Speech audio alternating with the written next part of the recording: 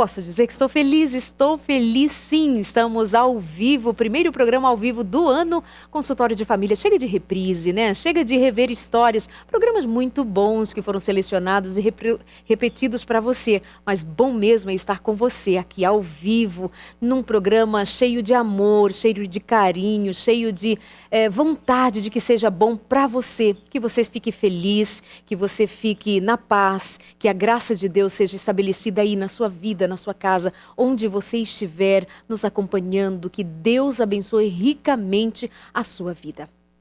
Seria muito bom se nós começássemos um programa, ou todos os programas, com esse ar de alegria e permanecêssemos falando só de coisas boas, de alegrias, das coisas boas que Deus nos dá. Mas muitas vezes é necessário parar e pensar nas coisas difíceis. Outro dia até dizia, num dos programas, que, por exemplo, a morte nos faz pensar na vida. Já pensou nisso? Quando a gente se depara com as coisas difíceis, é que a gente para então para refletir que ajuda vamos buscar. Qual saída nós vamos encontrar? E agora? Como encontrar solução, saída ou simplesmente a paz? A tão sonhada paz, a tão desejada paz. Mesmo quando o mundo desaba, como ter paz? E uma das coisas que faz o nosso chão desaparecer e o céu desabar sobre nós é a morte. E hoje eu vou fazer um programa que é com um tema extremamente delicado. Há pouco tempo, e nós ainda estamos vivendo os resquícios e das notícias todas que chegam como uma avalanche, trazendo histórias e dores e lágrimas do caso ocorrido recentemente em Santa Maria, no Rio Grande do Sul. Mães, pais, homens e mulheres, amigos, todos perdendo outros amigos, filhos, pessoas queridas e sofrendo. E assim são em tantos outros lugares do mundo e todos os dias, nos hospitais, nas casas, nos presídios. Pessoas queridas que se vão e deixam saudade, muita saudade. E como que a gente sobrevive a tudo isso? Como que nós, então, olhamos para fatos assim e podemos ainda crer em alguma coisa, crer em Deus, manter-se firme, ter esperança? Como? Para a gente sair da teoria, dos livros, das palavras escritas, que tal pensarmos, então, na prática? Hoje estou trazendo aqui algumas histórias, além da presença da minha amiga e sua amiga aí de casa também, já presença marcante aqui com a gente, a psicóloga Thaís. Bem-vinda, tudo Obrigada, bem com você? Tudo bem. Bom tê-la aqui com a gente nesse primeiro programa ao vivo do ano. É bom estar aqui também. E tenho algumas convidadas que vão contar histórias muito pessoais e dolorosas. Mas o tema de hoje é morte, saudade e esperança. Eu vou começar com você. Tudo bem? Bem-vinda. Obrigada, bem-vinda. Seu nome? Érica. Érica, você mora em São José dos Campos. Isso. E eu sei que você tem uma história dolorosa para contar. É, muito triste, porque eu perdi o meu filho, Gabriel, com 10 anos. E foi assim, muito de repente, ele estava comigo no carro, eu vindo da casa da minha mãe, foi um aneurisma que deu nele. E foi tudo assim, muito de repente, porque ele era uma criança saudável, né? Então, assim, ninguém imagina que poderia ter acontecido aquilo com ele, né? Porque ele estava assim, foi um domingo que aconteceu, ele estava tranquilo, brincou, nós fomos para a casa da minha mãe, ele ficou lá, brincou comigo, com a minha sobrinha, com todos em casa, e saindo de lá, ele, mãe, vou comprar um lanche. Daí fomos no carro comendo, e ele conversando comigo, de repente ele, né, ai que dor, deu uma dor de cabeça nele, daí nós fomos dali mesmo no carro onde eu estava com ele, eu fui para o hospital e lá começou, né, aquela dor e eu conversando com os médicos, a gente procurando saber o que estava acontecendo e ali naquela hora ninguém assim, né, os médicos não imaginam que seria um aneurisma, né, uma criança, porque é uma 10 criança, anos de então idade. para eles, né, assim, mãe vai passar e já receitou um remedinho ali para dor e ali começou toda a minha luta.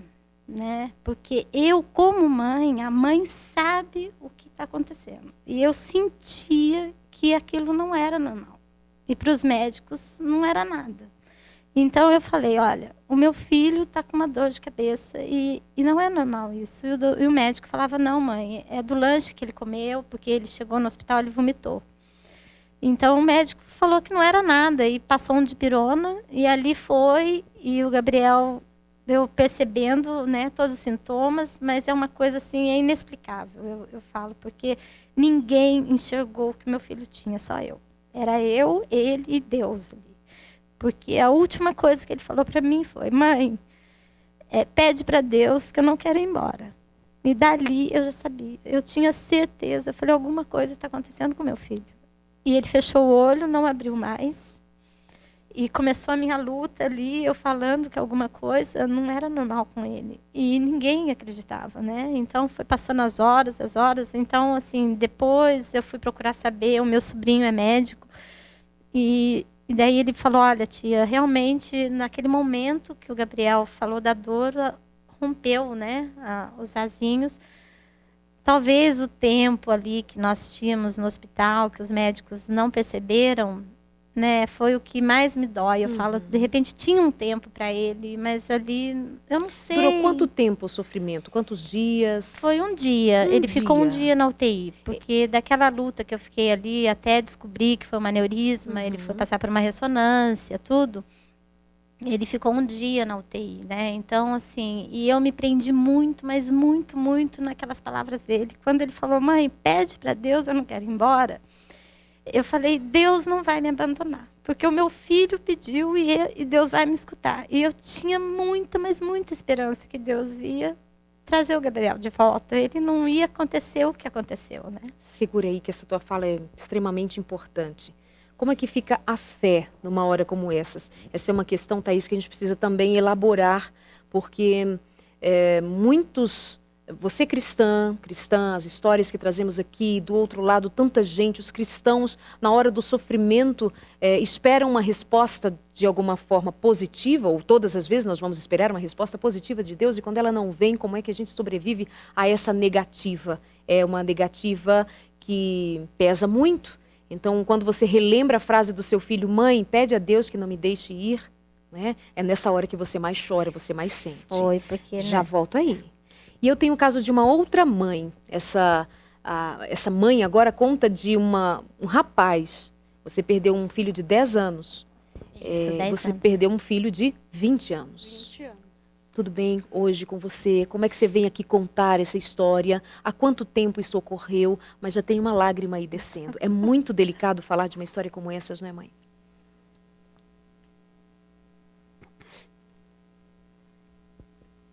Thaís, como é que a gente alia tempo, luto, superação e esperança? É uma fala muito presente a da dor, né? Ela está chorando como se o filho dela tivesse morrido ontem, mas já se passaram alguns anos. 9 anos. 9 anos. Vai fazer dia 19 de maio. Ele era conhecido como Tiaguinho, né? O Tiaguinho, ele era desbravador do Sigma, lá de São José dos Campos, né? Era muito querido por todos, ajudava muita gente no nosso comércio.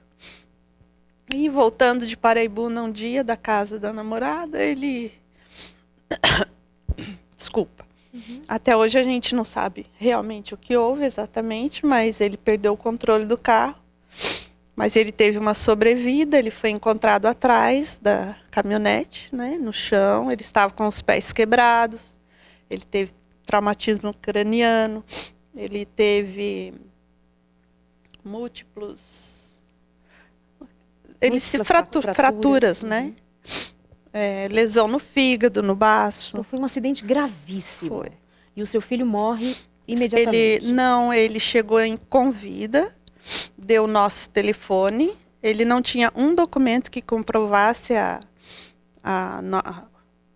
moradia, né, a residência nossa. Então, os médicos falaram que ele sobreviveu mais ou menos uns 53, 56 minutos.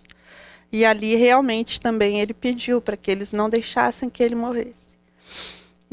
Mas eu tenho certeza que naquele momento ele clamou por aquele Deus que eu ensinei para ele quando ele era bem pequenininho.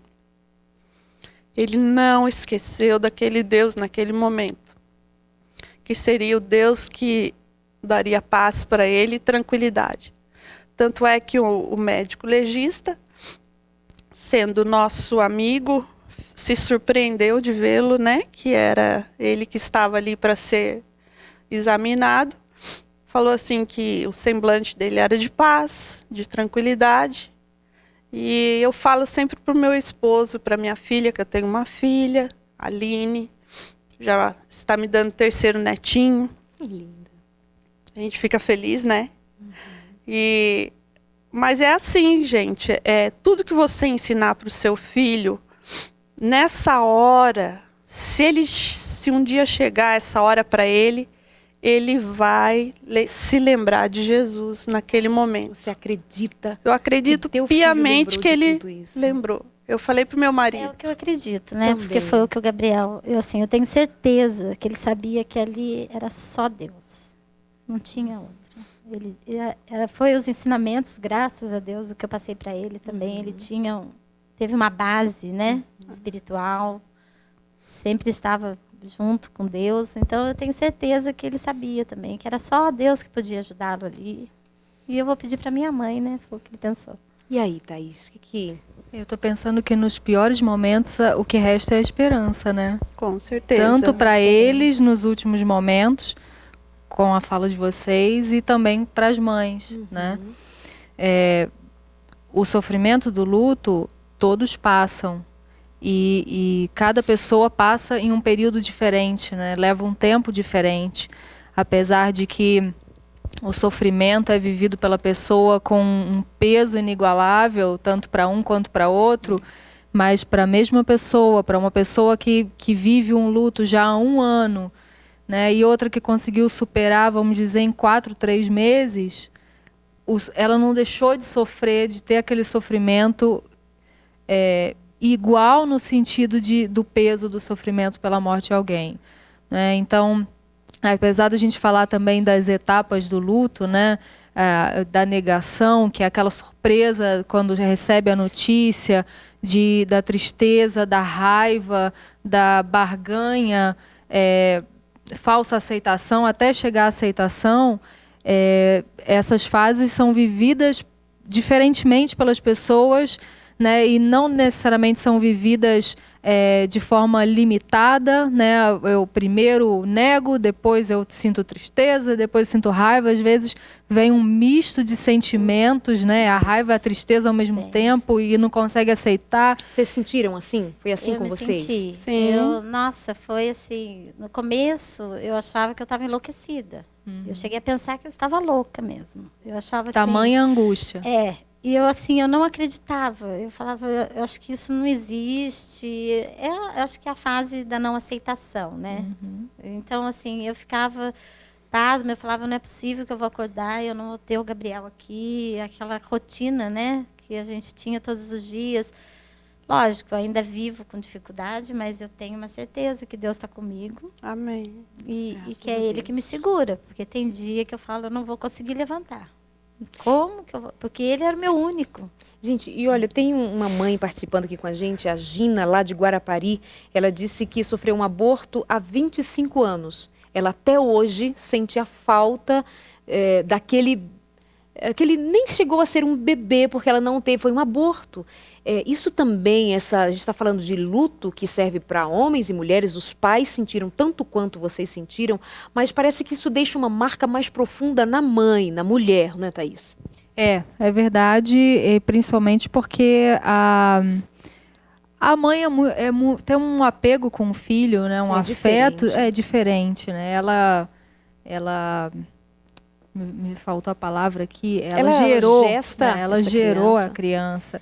Então, ela tem um contato muito íntimo com a criança desde antes dela nascer. E por isso, quando a pessoa perde uma criança antes mesmo de nascer, né, a dor da mãe, o sentimento da mãe é o mesmo. É a perda. Que perdeu um filho que nasceu.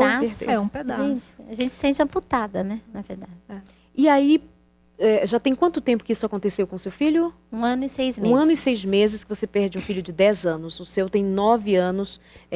Como é que ficou a família de vocês? Como é que você, seu marido, você tem outros filhos? Não. Você era o Eu seu era o único filho. único. Como que vocês, como casal, a vida conjugal, o dia a dia, como que foi sendo reconstruída? Olha, no começo é muito difícil. Porque, assim, há um desentendimento muito grande no começo, sabe? Porque eu sentia, o André, no começo, ele queria... Eu não sei se a gente fica um pouco passado, se sente enganado, daí pensa assim, eu tenho que fazer muitas coisas para talvez disfarçar aquela dor. E eu me recuei, depois foi ao contrário, sabe? Ele se recuou. Então houve muito desencontro. Muito. Nossa, demais. Agora que as coisas estão começando a se aprumar, sabe? Porque assim, a gente teve muita ajuda de muitos amigos, família. Eu falo que isso é o que ajudou muito a gente. Porque como era só nós três em casa, então era uma família assim, eu falo que era muito unido, aquela coisa de pai, mãe, o André que ficava com ele, eu trabalhava, dava aula. Então, assim, eu larguei tudo, eu parei de dar aula, eu não consegui voltar. Até hoje, assumi uma sala de aula. Eu falei, eu não vou conseguir, porque ele era a minha referência numa sala de aula para os pais, uma reunião, né? Então, foi muito difícil, mas agora que a gente está se aprumando, e eu acredito assim que é por Deus, é muita oração mesmo. Foi isso que está ajudando a gente, sabe? Muita oração. E você? O senhor já era um rapaz, tinha namorada, você tem outra filha. A sua família se uniu mais? Como foi que vocês trabalharam isso, o luto, como família? Bom, no começo, como a Érica disse, realmente cada um fica vivendo a sua dor, né? Tivemos muitos problemas, mas nunca desistimos um do outro. Tanto é que quando meu marido me via chorando, ele falava para mim, chore, Ju, mas chore com esperança. Pode chorar, mas chore com esperança. Então isso ficou muito gravado em mim. Foi uma das frases que me gravou muito. Outra frase que na hora todo mundo quer te confortar, mas você não grava nada que te fala. Então, existe o pastor Jeová, que é muito querido, um amigo nosso. Se ele estiver assistindo, manda um beijo grande para ele. E agradeço a ele, porque ele me disse lá na minha casa que cada pedacinho vazio que o Tiaguinho deixou em casa, o Espírito Santo ia preencher aquele vazio. E eu tenho um sobrinho, que é pastor, ele é diretor da escola adventista, né? E ele fez uma vez um sermão que Jesus é o único que pode falar para você, não chore. Sabe por quê? Porque ele tem o lenço da esperança para enxugar as nossas lágrimas. Ele é o único que tem esse lenço. Então, esse lenço vive comigo. Mesmo eu tendo chorado aqui. Eu tô assim, eu aceitei a morte do meu filho, só que o que atrapalha é a ausência. Doutora, não sei o que você pode falar sobre isso. Eu acho que nessas horas eu tenho que me agarrar em Deus, porque a ausência me faz eu ainda sentir uma dor assim muito forte. Eu procuro não pensar muito nele e fiz tratamento com o Dr. César Vasconcelos e ele me deu conselho para que eu guardasse meu filho aqui, do lado do meu coração, e tivesse paz. E a paz que Deus nos dá, ela excede todo entendimento. A Bíblia diz aqui, né? Que na época eu marquei Gálatas 4, o versículo 7. Se você puder ler, você vai gostar de ler. É essa paz que eu busco todo dia, todo momento, toda hora, a cada instante. Thaís, por falar em Dr. César Vasconcelos, né, fazendo aniversário, eu sei, parabéns, muito obrigada por todo o bem que o senhor faz todas as vezes que esteve aqui, mas de toda uma vida de serviço, de amor ao próximo. É um daqueles profissionais que não tem uma profissão, é um ministério, né, Thaís? Você como filha, realmente, mais que eu, sabe disso. Mas na sexta-feira passada eu estava aqui em Jacareí, numa loja, e uma moça falou assim, me reconheceu, e ela citou o nome do Dr. César como alguém que a ajudou muito. Então, eu como profissional de televisão, que E há muitos anos nós fazemos programas juntos, desde Nova Friburgo, aí onde você mora. Nós sabemos do seu valor como homem, como profissional, como servo de Deus, como alguém que foi escolhido por Deus para fazer o que faz, abençoar vidas com o dom da ciência, do conhecimento. Que Deus te abençoe ricamente e ainda deu de presente para a gente a Thaís aqui com a gente sempre. Né, Thaís? Eu quero mandar um abraço especial para ele.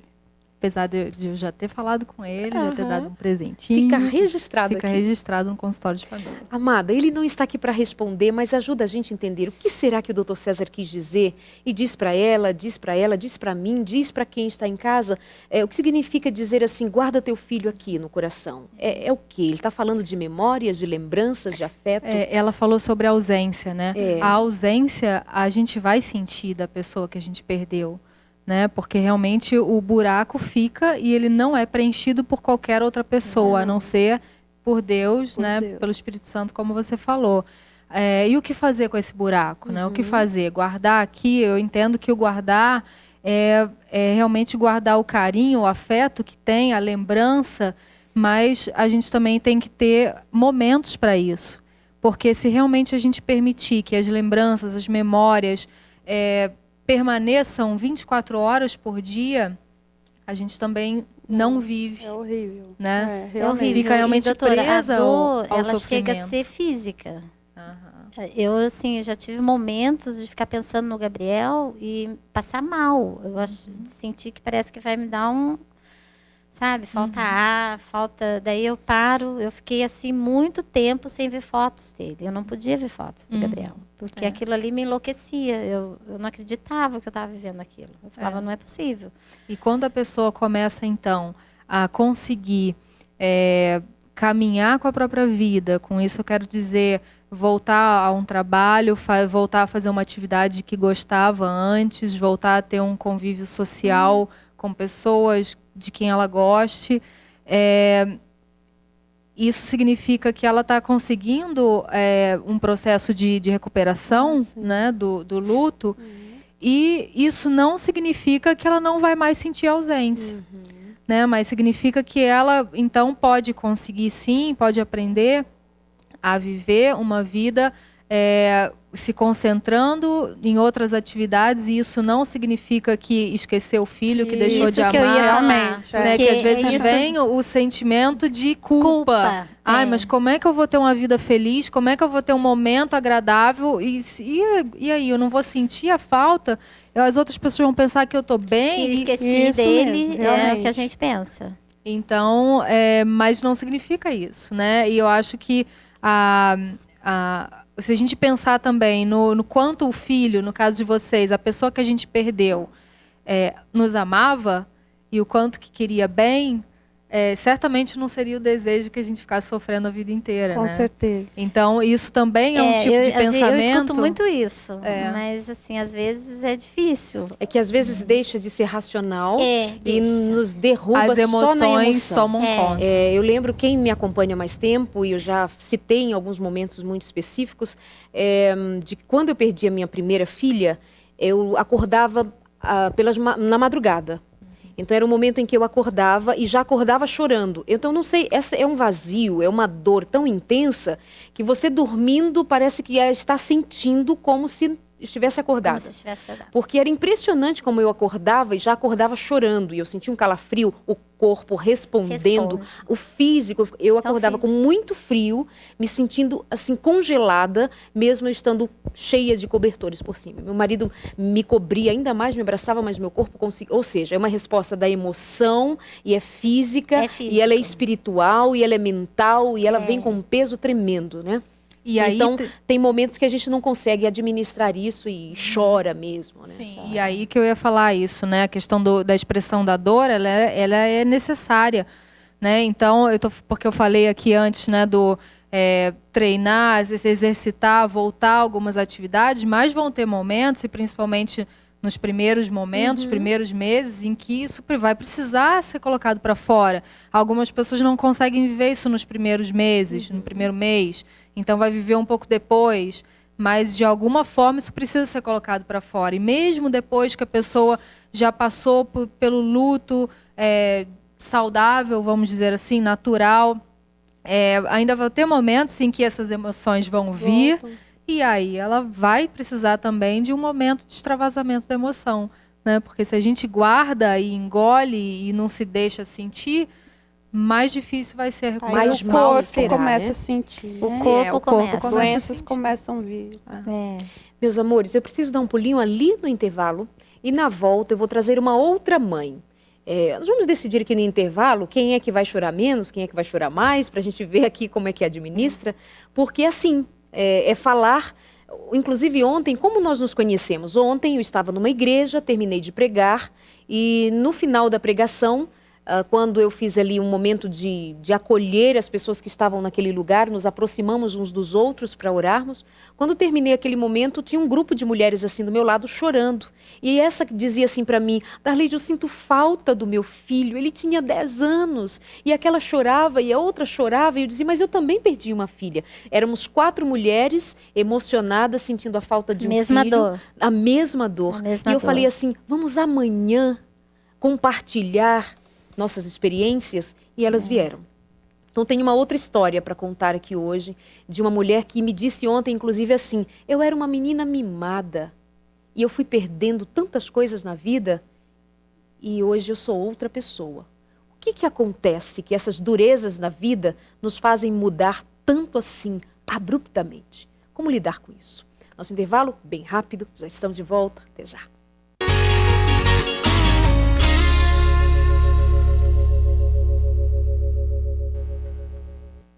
Vamos continuando aqui o nosso programa hoje. Eu estou feliz porque nós temos essa oportunidade, sabe, de chegar a pessoas que eu talvez não tenha condição de me encontrar com você. Talvez eu não tenha condição de outra maneira compartilhar coisas do meu coração. Essas mulheres, coisas do coração delas. O conhecimento, muito mais que conhecimento, experiência de vida. E a nossa proposta é não dar receita nenhuma para você. Thaís está aqui colaborando. As mães que perderam filhos estão contando das suas experiências. Mas até conversávamos, né, Thaís? A teoria não diz muita coisa. Porque como cada um é que a história acontece de verdade. Então você está acompanhando um programa que tem o único objetivo hoje de compartilhar com você. E de que essas mulheres, nós, inclusive eu que perdi uma filha, Thaís já perdeu avós, já perdeu pessoas queridas também, todos nós já perdemos alguém. Como é que a gente atravessa o luto, por exemplo, sem perder a fé? Uma frase, fiquei pensando nela aqui, a frase do seu filho, de 10 anos, quando ele, antes de morrer, disse: mamãe, pede a Deus para que eu não vá.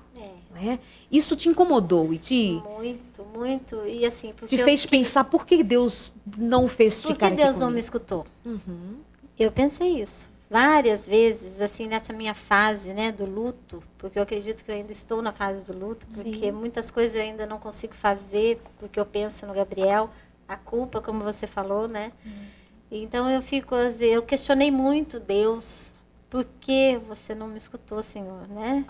Mas hoje eu tento entender, eu sei que eu não vou ter essa resposta, então eu entrego isso para Deus, porque eu falo assim, é um plano ele tem na minha vida. Alguma resposta ele vai ter. Ele vai ter, né? ele vai me dar, tá? Eu não sei quando. Mas Sabe que tem. eu estava lendo 2 Samuel, capítulo 23, e aí quando me deparei com o verso 5, quando Davi diz que está em Deus a sua salvação e está em Deus todo o prazer dele, ainda que ele não tenha brotado. Davi diz assim. Fiquei pensando, meu Deus, como é que aquele homem conseguia ter prazer em Deus, apesar de não senti-lo? Então você imagina, você está vivendo como eu vivi, como cada uma de nós num tempo preciso, e você aí de casa também, num tempo devido, há de viver.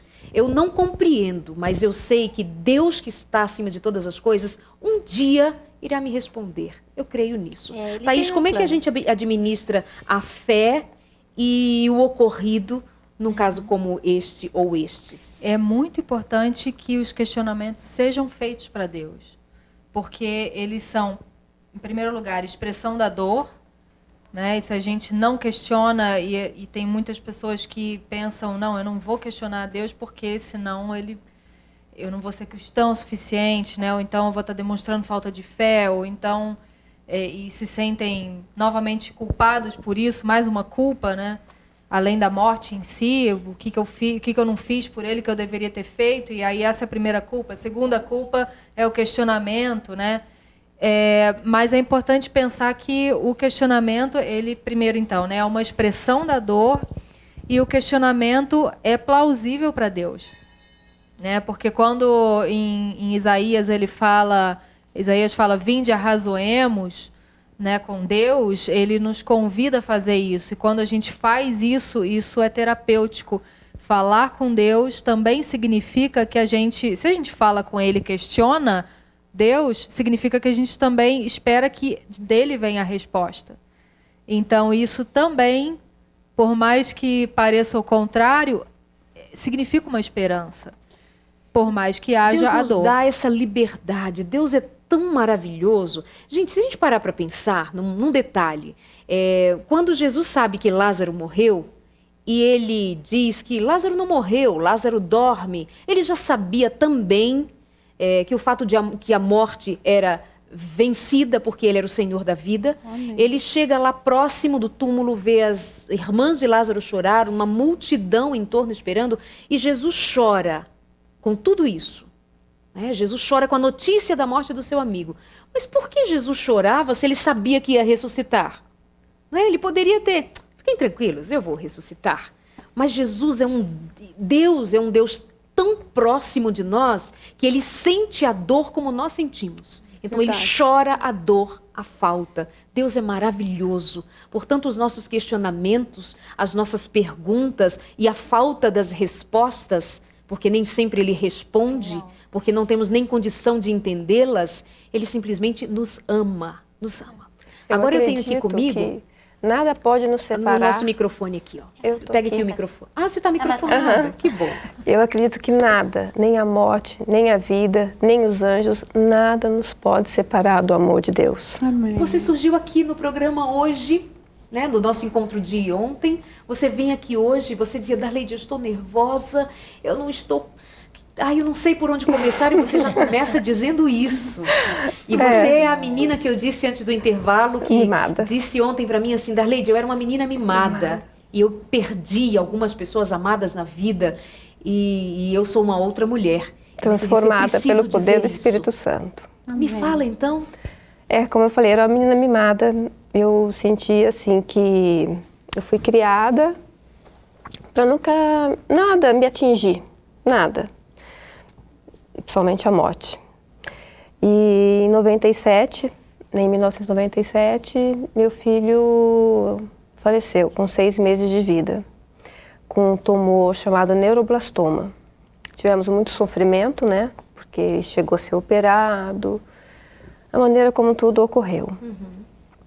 Eu perdi o chão, acho que eu perdi a vida ali, né? Porque a única coisa que eu questionei Deus foi assim... onde está essa lei? Eu falava assim para Deus, uma mãe enterrar um filho, porque para mim era assim, primeiro era os mais velhos, os bisavós, os avós, né, mas os pais, né, e não um filho que acabou de nascer com vida, sabe, um bebê.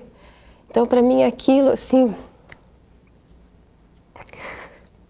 foi muito difícil. E após 6 meses, o meu pai faleceu de infarto fulminante. E meu pai era meu protetor, que cuidava de mim, né? Que sempre estava ao meu lado também.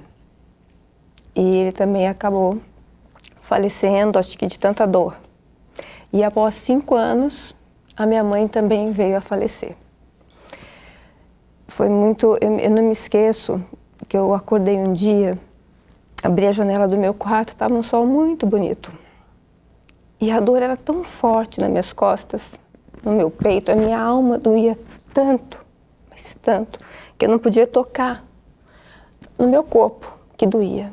Naquele exato momento, eu me prostrei aos pés do Senhor, clamando, pedindo socorro a Ele, porque era só Ele que poderia me dar o conforto. Eu pedi muito a Ele, falei, Pai, eu não aguento mais esse peso, esse fardo. carrega esse meu fado, Pai, porque eu não aguento mais. E o mais engraçado que foi naquele momento ali, eu senti assim, o poder do Espírito Santo agindo dentro de mim. Aquela dor parece que foi cicatrizando.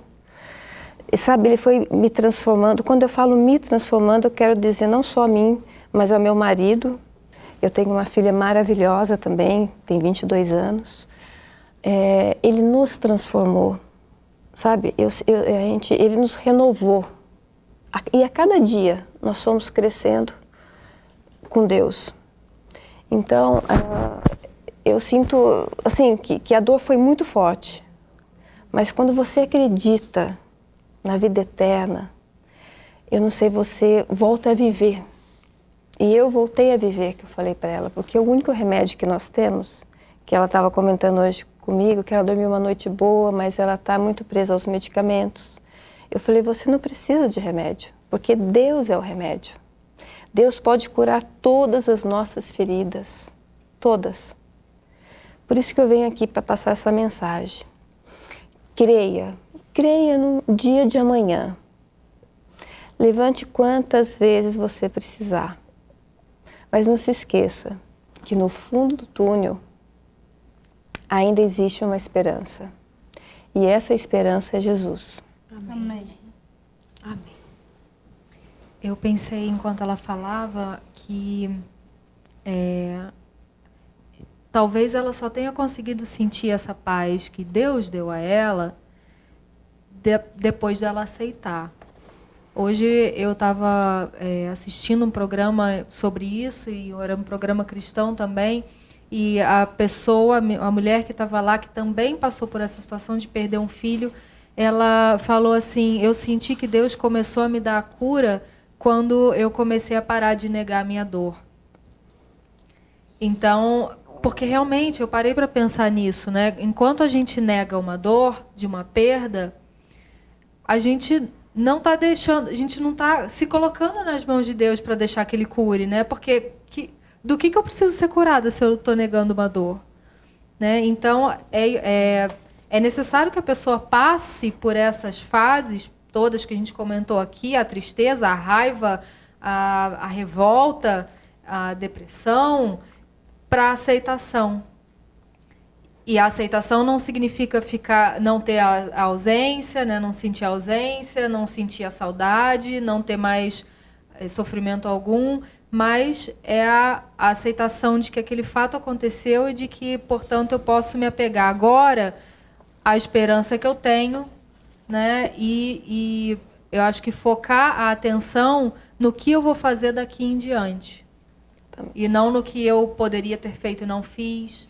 Sabe que leva a culpa. Outro né? dia eu ouvi também, enquanto a gente pensa sobre essas coisas e vai lendo, vai se perguntando e parando para pensar sobre isso. E uma das coisas que a gente pouco faz e que eu acredito ser realmente de muito valor como cura é o valor da gratidão por você ter tido um filho como você teve. Um filho como você teve. Um filho como você teve, como eu tive minha filha, e como você teve os seus queridos. E eles eram tão queridos e tão especiais que a falta deles fazem o que faz. Ou seja, era porque eles eram realmente muito especiais para nós. Como nós tivemos o privilégio de ter pessoas tão queridas, tão lindas. Um bebê, ou um rapaz, ou um pré-adolescente. Mas eram tão especiais, um pedaço de nós. Da Leide. São Deus, presentes. É incrível, né? Eu passei a aceitar o acontecimento não faz muito tempo. Mas quando eu comecei a enxergar Deus como o pai, criador do meu filho, porque os filhos são heranças, né? Que Deus nos dá. Quando eu comecei a pensar que Deus é o pai dos nossos filhos, primeiro, antes de mim, Ele fez ali o Tiaguinho, fez a minha filha, fez seus filhos, as suas filhas, os seus filhos, fez o Gabriel.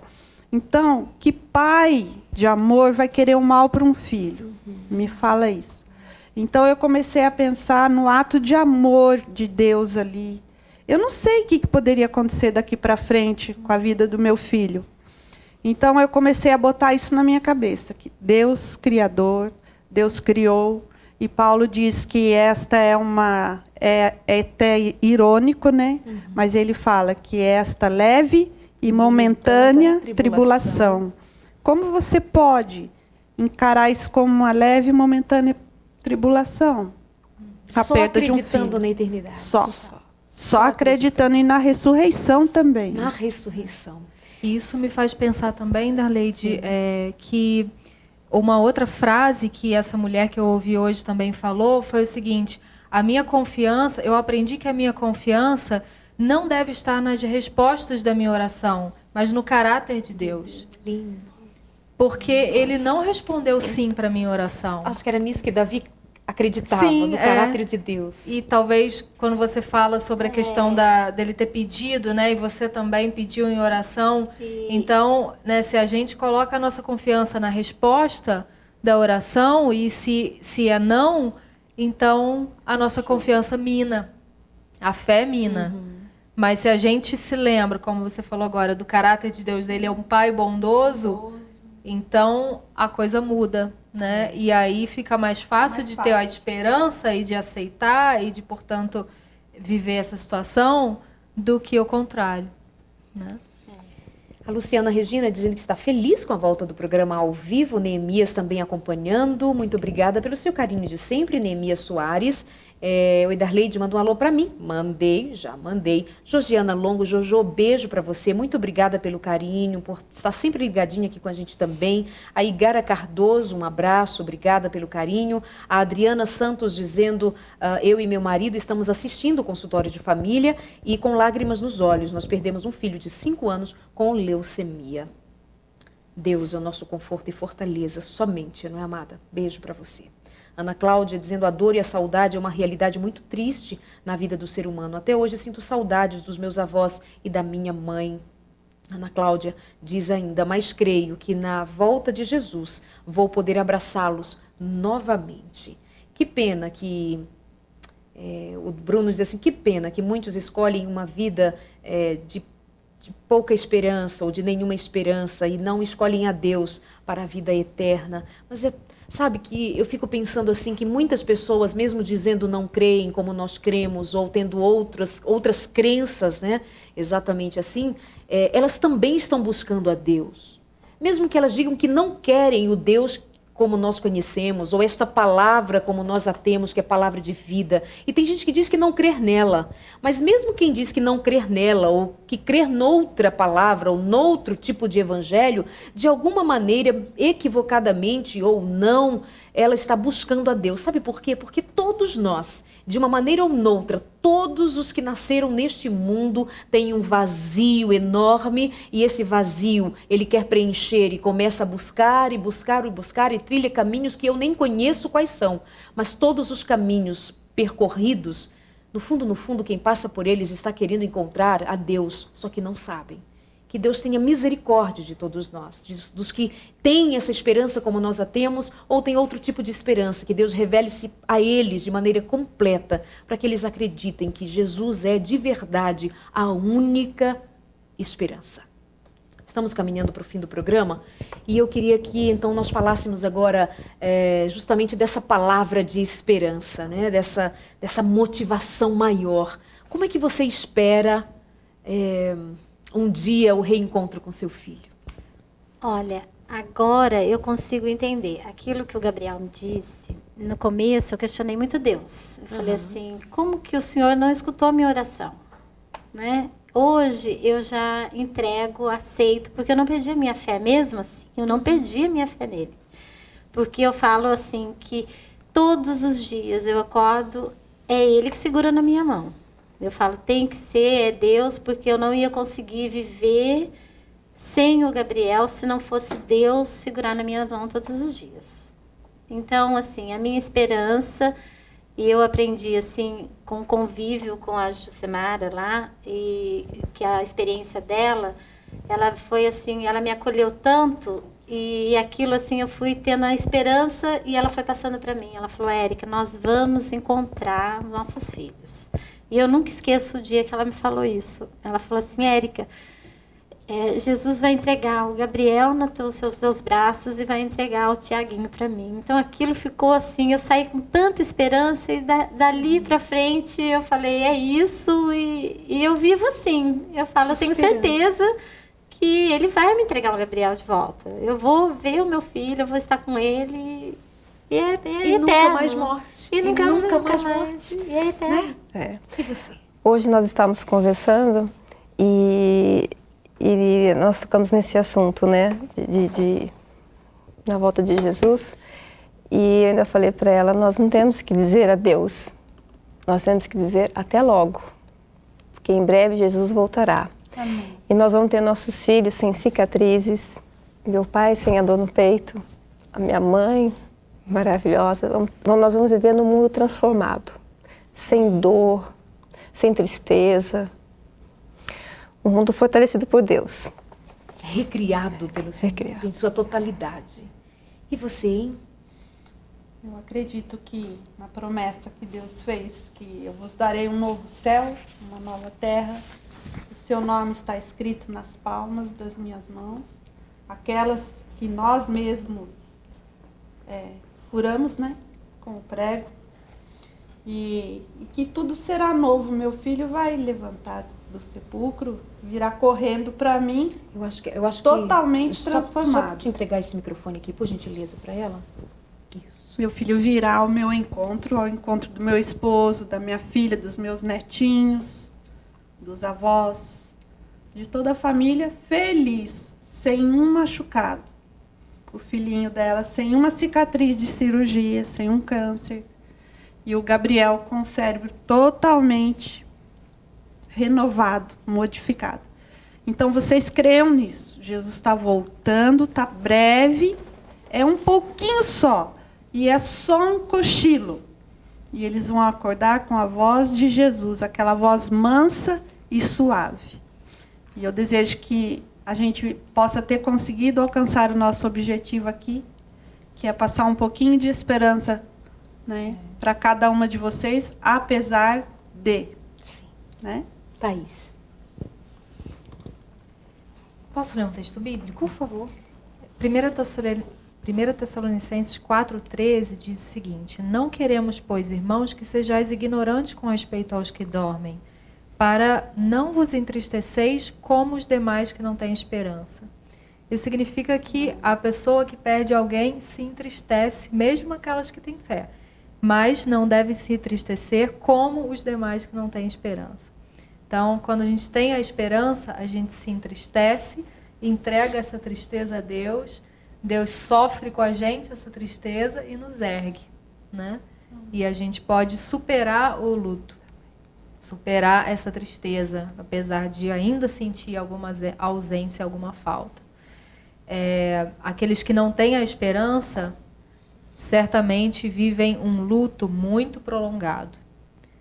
Por mais que a pessoa que tenha fé também possa viver um luto muito prolongado, por causa da dor, né, que ela sofreu e que foi comparável ao sofrimento também que Jesus sentiu e que, portanto, ele compreende a gente. Né? Então, esse é o meu recado para as pessoas, que elas podem se entristecer, mas se elas tiverem a esperança, elas vão ser amparadas por Deus. Amém. 1 Tessalonicenses 4, verso 13. Você sabe que Deus cria o mundo, vida plena, filhos para quem Ele tinha um plano perfeito. E não me pergunte como, porque esse é um mistério, e a Bíblia diz que é mistério. O mal nasce, surge e encontra espaço, e então traz toda a dor, todo o luto, todo o pranto, toda a angústia, como nós conhecemos hoje. Mas não era o plano original de Deus.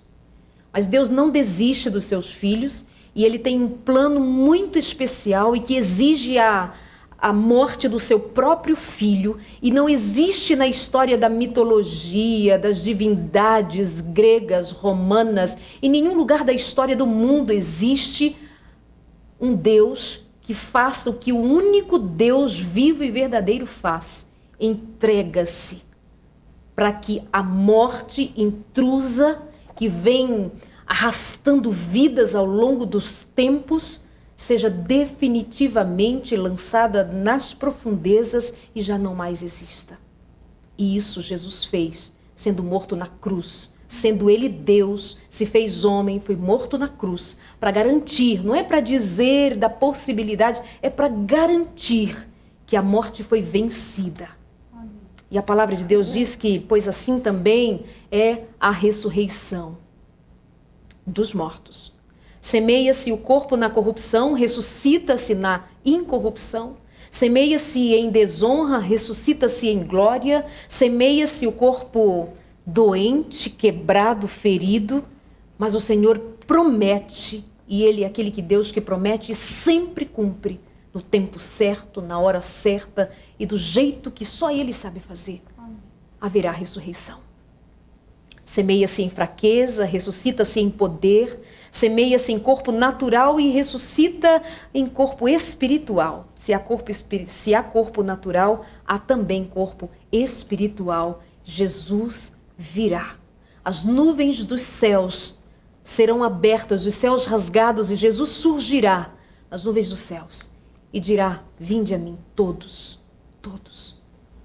E os nossos filhos se levantarão. Amém. E os anjos os receberão. E os nossos filhos serão entregues nos nossos braços. Eu terei minha filha de volta. Nossos filhos estarão de volta. Porque Deus é Deus que faz coisas inacreditáveis. E sim, as nossas lágrimas e a nossa dor é leve e momentânea tribulação perto daquilo que Jesus sofreu na cruz sem que merecesse, mas também perto da glória que será manifesta na vida de todo aquele que nele crê. Nós cremos em Jesus. Nós cremos no poder de Deus para, numa palavra só, chamar a vida onde reinava a morte. Deus pode. E nós vamos continuar vivendo, crendo e amando esse Deus maravilhoso que cria, recria e faz alegria onde reinava a tristeza. E eu quero dizer para você, eu perdi uma filha, nós perdemos filhos, você perdeu queridos, mas Deus recria a vida onde reinava a morte, porque Ele pode. Ele é Deus. Beijo. Até semana que vem. Deixa as lágrimas descerem, mas que elas sejam transformadas em lágrimas de emoção e alegria, porque Jesus vive. E se Ele vive, podemos crer no amanhã. Até semana que vem. Beijo para você.